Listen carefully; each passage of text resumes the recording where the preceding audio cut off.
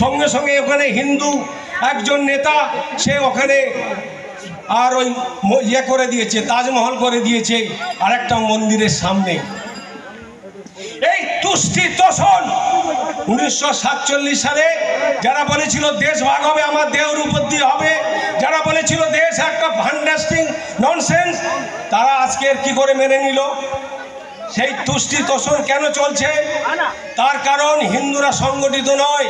যদি হিন্দুরা সংগঠিত হতো তাহলে আজকের আমরা আমাদের মর্যাদা পেতাম, আমাদের নারী যেত না, আমাদের মন্দির ভাঙত না। আপনারা কেউ শুনেছেন আপনার জন্মের থেকে এ পর্যন্ত কোনো মসজিদে শুয়োরের মাংস পড়েছে?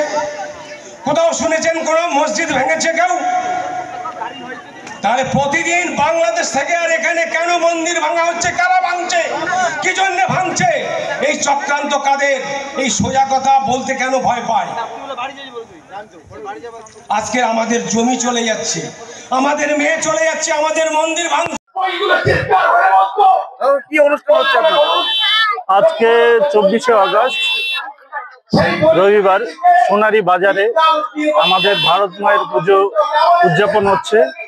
এই সোনারী বাজারে আমরা কোচবিহার জেলা হিন্দু জাগরণ মঞ্চের পক্ষ থেকে আজকের এই সোনারী বাজারে ভারত মায়ের পুজো করছি। বর্তমান সময়ে এর গুরুত্ব অপরিসীম।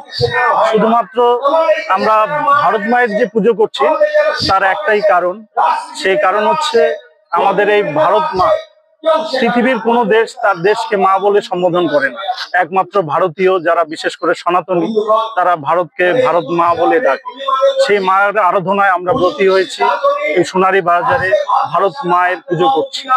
পুজোর উদ্দেশ্য পাশাপাশি রয়েছে যেরকম আমাদের হিন্দুদের একত্রিত করা। কারণ আপনারা সকলেই জানেন হিন্দুরা বিশেষ করে বাংলাদেশ থেকে শুরু করে পশ্চিম বাংলায় কোথাও হিন্দুরা সুরক্ষিত নয়।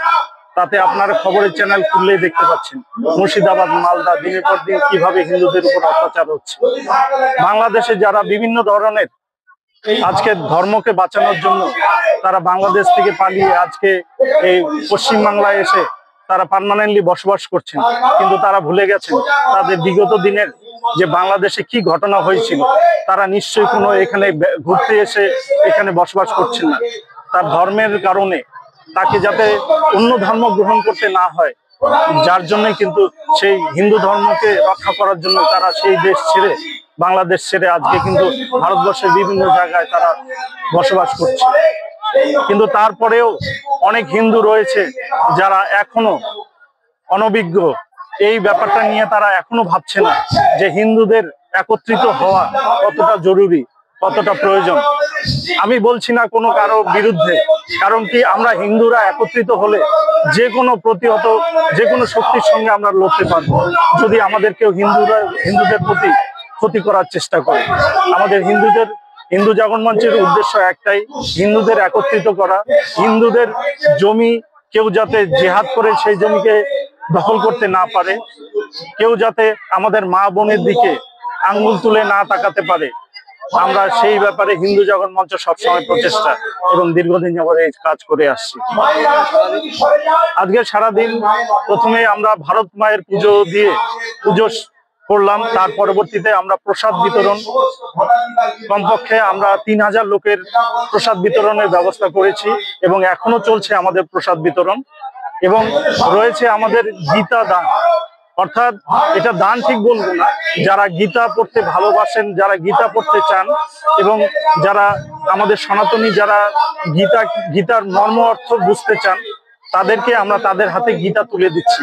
সেই প্রোগ্রামটিও রয়েছে এবং আমাদের অনেক প্রান্ত প্রচারক যারা রাষ্ট্রীয় স্বয়ংসেবকের পক্ষ থেকে এসছেন তারা এই মঞ্চে তাদের মূল্যবান বক্তব্য রাখছেন।